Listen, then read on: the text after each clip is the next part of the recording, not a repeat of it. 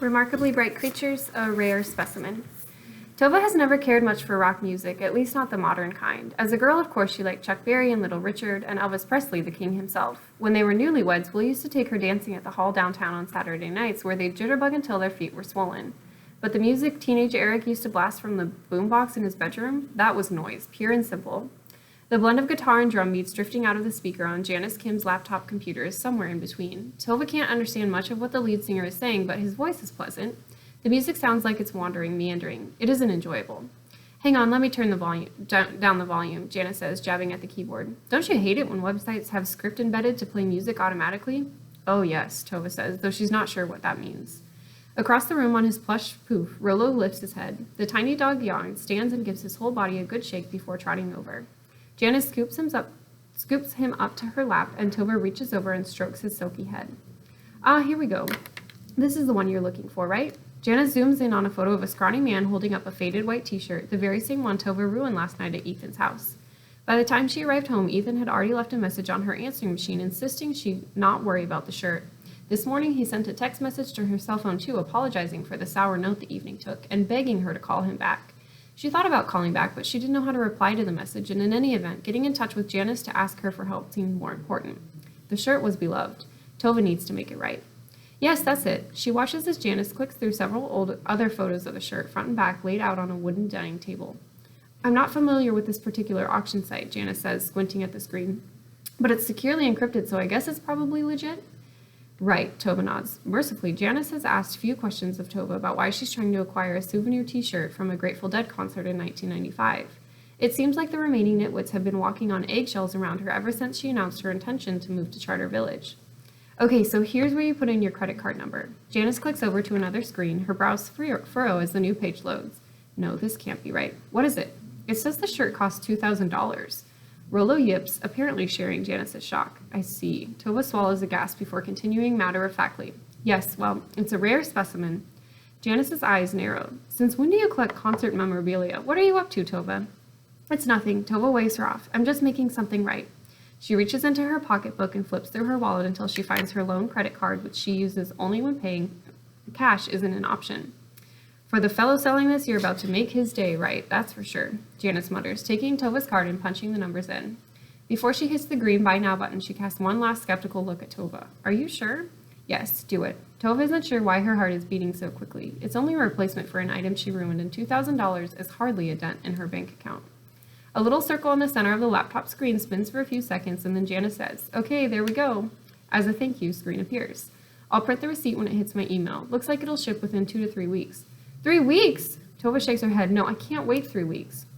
You can't wait 3 weeks for this dirty old shirt? No. Tova sets her jaw, yet another reason why this internet shopping craze is foolish. Who wants to wait 3 weeks for something they've purchased? Well, it says you can pick it up. Words and graphics whiz up the screen as Janice scrolls. She peers at Tova doubtfully.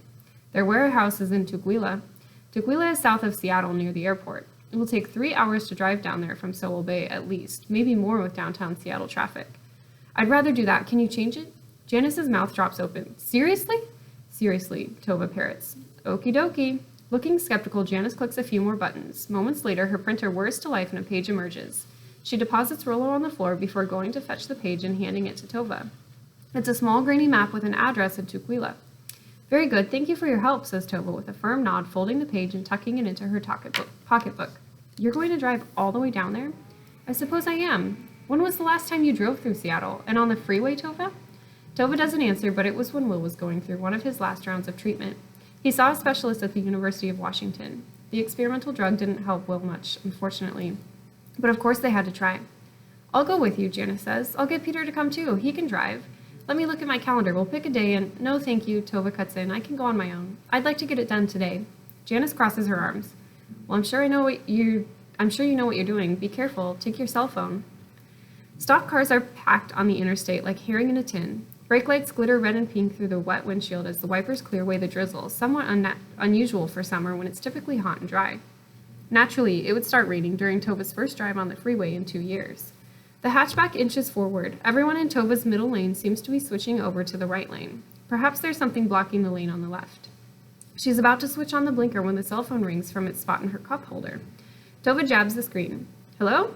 Nothing happens. Janice showed her how to make the cell phone work like a speaker, but now she can't remember which of the little round icons does this. She tries another one and says again louder, Hello? Mrs. Sullivan? A male voice bleats from the device. Yes, Tova says, this is she. Hi, this is Patrick. I'm with the admissions at Charter Village. How are you today? Fine, thank you. Tova gives one last sidelong look at her rearview mirror and holds her breath as she guides the car into the right lane. She exhales, wondering if Patrick can hear it on the other end of the line. Good, I'm calling to make sure it's okay to process your final deposit. I see, Tova says. We haven't received your authorization form yet. Perhaps it got lost in the mail? Oh, well, you know the postal service these days. Now all of the cars that merged right are fighting to make their way left. Why can't anyone make up their mind? The cars remind Tova of a school of feckless fish dodging a predator's attack, moving in unison, not realizing they're fleeing the shark on one side only to be devoured by the seal on the other. Patrick clears his throat. So I'm calling because we need that final deposit in order to secure your move-in date, which is, hang on, let me check. Oh, it's next month. Tova hits the brake pedal a bit harder than intended. Yes, I believe that's correct. No wonder my supervisor flagged this. Well, given the circumstances, I can take your verbal authorization to make the draft. Is that okay? Tova swings around a semi-truck, back into the other lane, which is now zooming along at a good clip while the other lanes stand still.